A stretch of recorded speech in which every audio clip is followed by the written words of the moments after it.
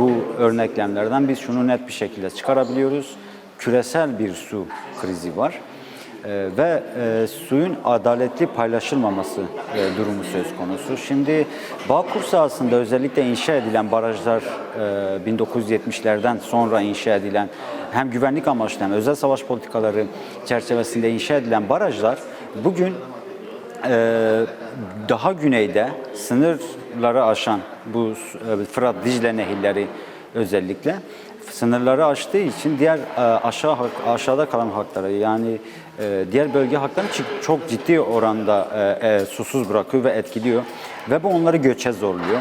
Bölgesel demografik yapılarda ciddi değişikliklerin olduğunu görebiliyoruz. Bugün Basra Körfezi'nde sazlıkların çok ciddi anlamda yok olduğunu biz görebiliyoruz.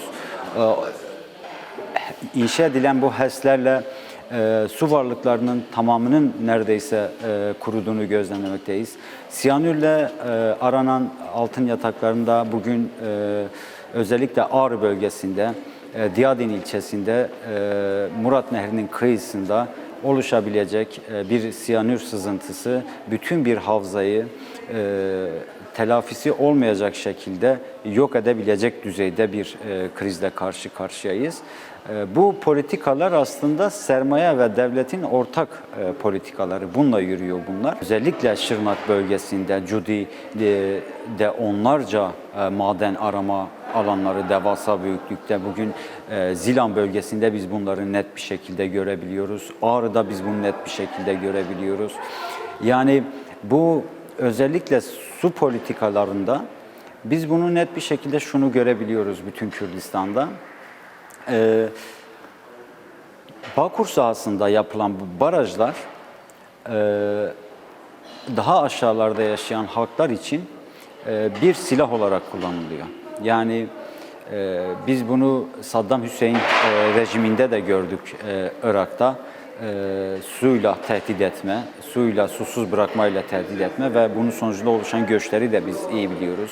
Bugün Rojava bölgesinde de ilk saldırıların Minbiç Barajı'na olması da bunun bir aslında sonucudur. Bu politikaların bir sonucudur. Bölge halklarının bu aşamada şunu yapması gerekiyor. Özellikle yerelde ciddi bir ekolojik bilince ulaşması ve bu çerçevede örgütlenmesi esastır. Su komünlerinin oluşturulması gerekiyor bölgesel olarak. Bunları eşit ve adaletli paylaşımı için meclislerin oluşturulması gerekiyor. Çalışmaların bu yönde ilerlemesi gerekiyor.